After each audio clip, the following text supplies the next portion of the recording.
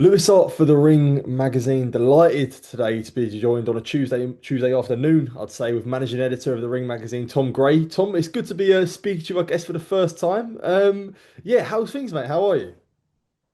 All good, just really busy. We're at the tail end of putting together the September issue, which is just the way things work in the magazine world. August hasn't even been released yet, which is the Canelo Bud special, but we're already on to the next one and we're at the closing stages, so extremely busy. Well, obviously, it's at a right time today. Obviously, the July one now on newsstands as well, the new Yeah. edition. I've had a read myself, big fan of it. But yeah, I guess good to sort of get that new edition out there as well, I can imagine. Yeah, I hope you enjoyed it. Yeah. Yeah, very much did. Very much did. Yeah, yeah. I was a big fan, mate. Lots of good stuff in there. But yeah, jump straight into it. Obviously a busy weekend just gone. Oleksandr Usyk stopping Daniel Dubois to become two-time undisputed at heavyweight in a an emphatic display. Arguably one of the best so far in his heavyweight career. Tom, what was your thoughts on that performance from Usyk on Saturday at Wembley? The actual result, a TKO or a KO stoppage didn't surprise me. It just came quicker than I thought it would. And I think the reason that we ended up in that position is because Dubois kind of gambled sort of the same tactic that he put forth against Joshua, where it was like balls to the wall, chasing him down, try to land something big. But there's a big difference between tracking AJ and tracking arguably the best defensive fighter in the sport at any weight class. He just could not get a bead on him. And ultimately, what Usyk was doing was drawing a lead, making Dubois fall short, and then counter punching. It was actually a brilliant exhibition of counter punching from Usyk, and that's even what knocked Dubois out. It was like 1-2. I think he threw a hook in there, he stepped back and then caught him on the counter again. So it was just a brilliant display from start to finish. Joker on how long it took, but I think most of us expected Usyk to win either late or on points. I think everyone always seems to say, especially with someone like Usyk, who he's had such a long career, and he's not getting any younger. But when you look at him in the ring, it almost looks like he's getting younger. Is it sort of surprising how he constantly defies odds in a sense at 38 to still be putting in performances like he is? We're at a stage now where, I mean, 38 years old for a heavyweight, going back, say, 30 years, you were considered done every time you climbed the steps. You were pulling off. George Foreman winning the championship at 45 was considered miraculous. And let's face it, George had lost everything before he landed the punch to do that, right? The difference with a guy like Usyk is that he's just so brilliant as an athlete, but also because he's so dressed down in defense, he doesn't take a lot of punishment. He always looks after himself. Have you ever seen Usyk look remotely out of shape, even when he's outside the ring? I'm not saying he doesn't put on a bit of body fat, but ultimately just looks after himself all the time. And he's got no injuries, no vices, nothing, no bad habits, and he's just brilliantly preserved. And by the looks of it, I've read a couple of things where people think he might call it a day soon. I'm not so sure. Can see Usyk fighting into his 40s, and the way he's performing, who are we to tell him otherwise? That's what I mean when it comes to what's next. Naturally, at that age, when you've achieved everything he's done, he's almost sort of lapped the heavyweight division, beating Dubois, AJ, and Fury twice. Is it a case of almost the retirement might come because he has just got a lack of opponents in a sense? No, because I still think that there's tests out there for him. Probably what supersedes that is he wants to fight. I think he loves fighting. I also think he views himself as a leader, as a pioneer, as something very important for his country, which obviously has gone through an extremely hard time and has been for a long time now. So there are opponents out there that you can market. I know that Del Boy, Derek Chisora had a pop at the proposed fight against Joseph Parker. I don't agree with that. I would love to see that fight. Now, it might not resonate on the Tyson Fury level or the AJ level or maybe even the Dubois level. Who knows? But Usyk just now is such a big global star that I think the Parker fight is still big. I think it would be big in the UK, and neither of them are from the UK. I think Kabayel is a brilliant fight. I can see that fight happening in Riyadh. Atoma, it's a bit early, I think, for Moses Atoma. Yeah, I think he's got a while to go. But the way things are going, would you be surprised to see Moses Atoma in with Usyk in 18 months to 2 years? Probably not.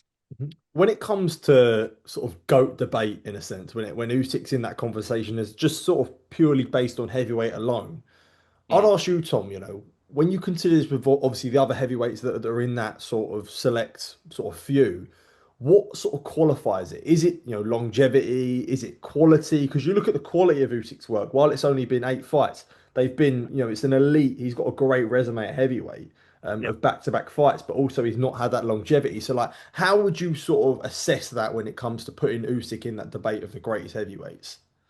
That's a brilliant question. It's a great way to frame it. I mean, it depends. No two fighters have got the same career arc.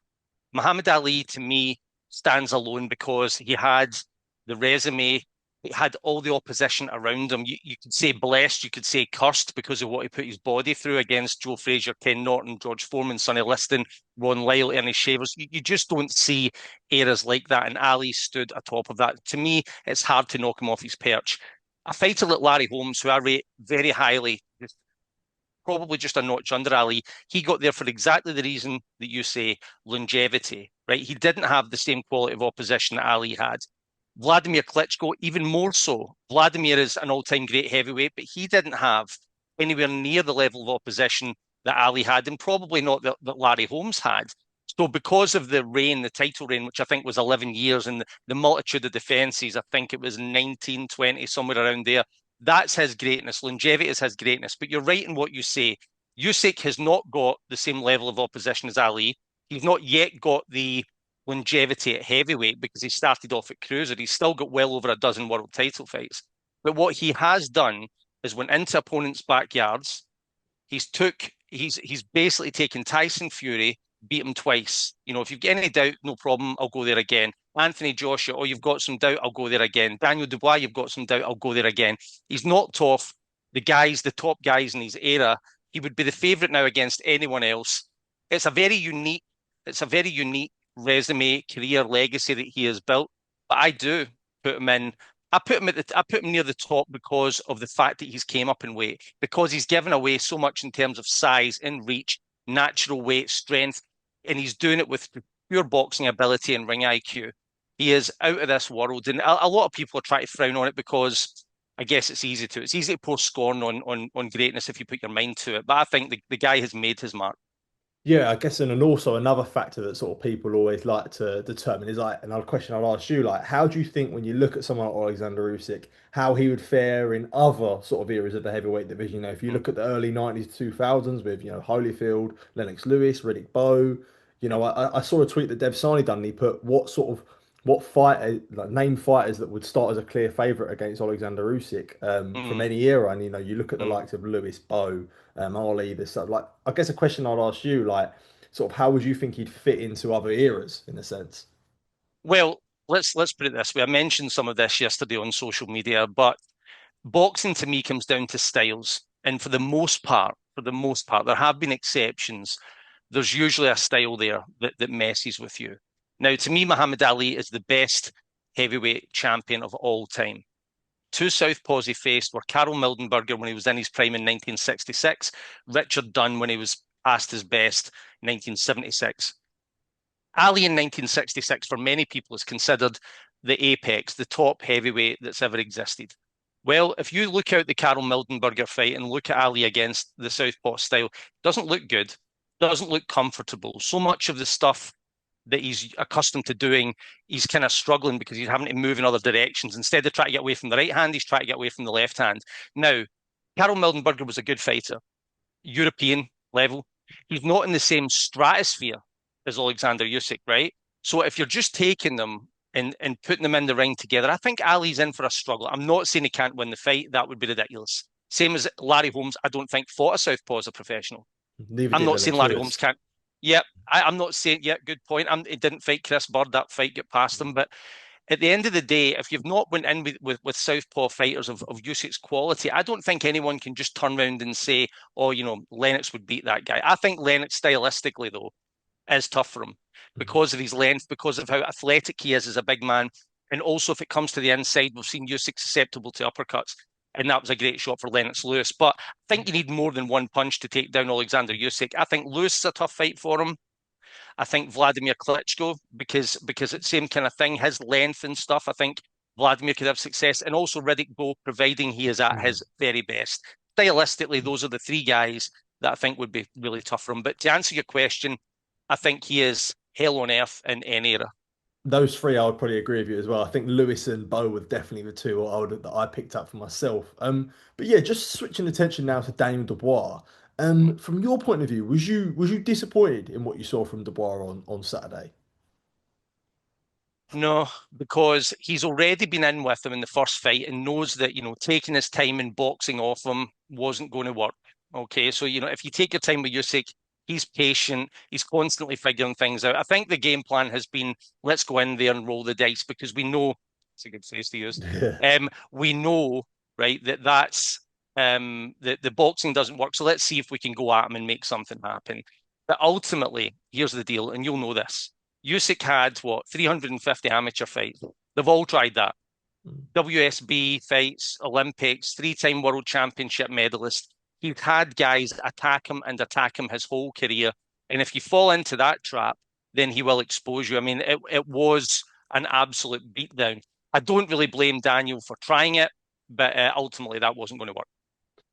I've seen a lot of people say on social media, and I mean, Dave Allen was one name that I picked up, saw in many interviews. Obviously, talking about potentially Daniel quitting. It looks Mm, like I think the main thing because of they say that is obviously after the 10 count, he sort of gets up straight away and walks back to his corner after it's thrown in yep, by Don Charles. Look, yep. it's never for me to say, because I've never laced the gloves, but do you think there's a case to be made for that with Daniel? Obviously, that's been his narrative previously in the last Usyk fight and potentially the Joyce fight.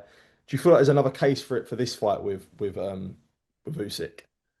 I struggle with it. I'll often find in circumstances like this, and you just alluded to it, that fighters have maybe got the right to Mm, turn around and offer an opinion on it. I mean, I competed as a martial artist. I did full contact. I've been knocked onto the ground, and I know what it's like to feel like your brain getting rinsed out like mm, it's a cloth, like it's a wet cloth. It's not a nice experience.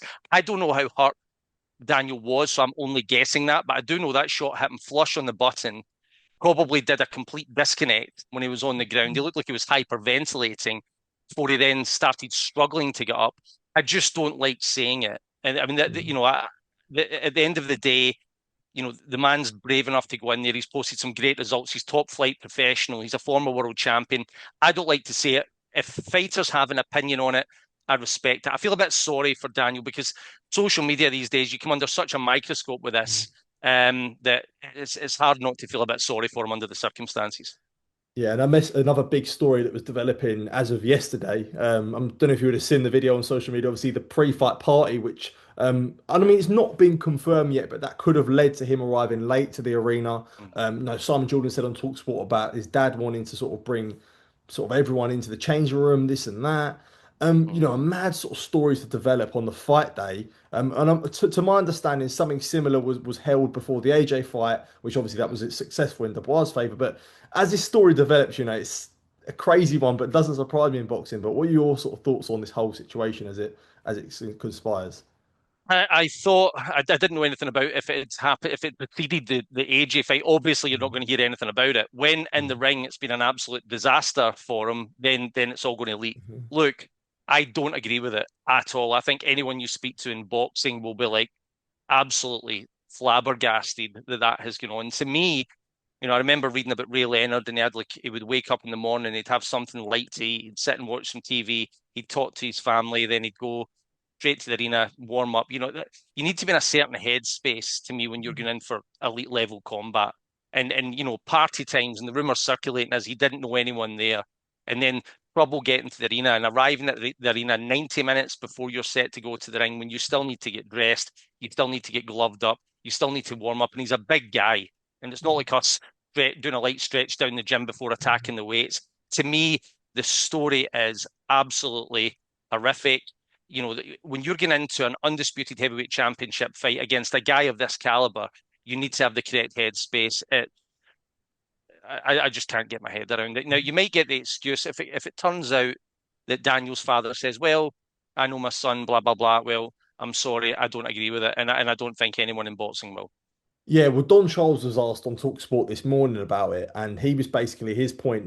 Don, I'm sure it wasn't Don's idea, but his sort of defense for it was, look, sort of in the AJ fight, it lifted his spirit, so that's why we tried it again. Yeah, I mean, sort of I guess when you hear that from Don, does that give any reason, do you think, on your point of view? Not really. I mean, with the greatest of respect, right? AJ was a huge test for him. I picked AJ to win that fight, but I knew AJ, if he get clipped, could be in a world of trouble. That, this was another level up. This was going against a guy who has already defeated him, stopped him on a jab, right, at the end of the day in the first fight. It's all the marbles. He's champion now. No, I can't wrap my head around it. And as much, I knew that that was going to be the case. Oh, maybe did good from the last time. Well, didn't work this time, so I would scratch that off your pre-fight planning going ahead. Yeah, definitely. Look, Tom, before I do let you go, I'm sure as a proud Scottish man that you are, I do have to talk about yesterday the news of Josh Taylor retiring, obviously former Undisputed and Ring Magazine super lightweight world champion. Yeah. Yeah, obviously done a lot for the sport in Scotland, provide a lot of inspiration for a lot of fighters north of the border, but I'm sure you sort of agree with the sentiment of what everything's achieved and it will be missed in the game, especially in British boxing. It was a joy to cover his career. I actually remember I met him for the first time. I'd watched him fight in the Commonwealth Games, but I met him for the first time at like a Sugar Leonard dinner speaking thing. And I went up and spoke to him, and he was just like, I think he was in his early 20s. It seems like yesterday. And I said, "Oh, we'll get you in Ring Magazine soon as like new faces, and we'll do some stuff for the magazine when you come through." And it was almost like turned a corner, and he was like 9 fights unbeaten in the world ratings, in the Ring Magazine ratings. He just was fast tracked so fast. And that run from Victor Postol through Ramirez, where I think the combined record of his opposition, the 6 guys he fought, was 136-1. He beat 3 undefeated world champions during that time. Baranchik, who was a beast, Prograis, who was probably 11 to 15 pound for pound, and Ramirez, who was a unified world title holder. Speaks for itself. I was talking about it this morning on the BBC, and I think I wouldn't be surprised. Like, to me, I think Josh should get into the Hall of Fame. If you become Mm, undisputed champion in a marquee division in your 18th fight, that is extraordinary stuff. And yep, okay, the last chapter, the wheels come off a bit, but I think there was some reasons for that. Jack Catterall's style was one of them, but I think COVID done nothing for Josh during that time. A lot of inactivity. I also think he probably stayed at 140 too long, but a great, great champion, and best of luck to him. Yeah, I think with Josh, do you think it's a case of because obviously the fresh thing in people's minds now is obviously the Esserman fight, Lopez, the Catterall fights, but as it goes on, as sort of time goes on, we sort of appreciate that run he went on, and obviously one of the first sort of British undisputed champion of the four belt era as well. Yeah, it was the first. So, I mean, yes, absolutely. As time goes by, you tend to take off Mm, the last section of his career. I'm taking nothing away from Jack Catterall in that first fight. I thought he won it, and I made it clear. Everyone at ringside thought that he won it, mm, but I don't. I think Josh had probably started to fall off the cliff at that point. The eye injury that he referred mm, to yesterday, the multitude of tears on his retina around the retinal tissue, that's horrific, and that could have mm, stretched way back to Prograis. I don't know if you remember the eye mm. injury he Yeah. sported in that fight in the championship rounds. So he was in so tough and so deep early doors. I was I was happy and sad to see him go, because he's been a terrific ambassador for the sport, and I'll miss him. But I think we'll all, as time goes by, you'll appreciate him more and more for what he accomplished. Yeah, definitely. Look, Tom, great to be catching up. We appreciate you taking time here to speak to me. And yeah, sure it won't be too long since we're catching up sometime soon. Always a pleasure, mate. Great. Appreciate it. Thank you. Thanks, Liam. Cheers.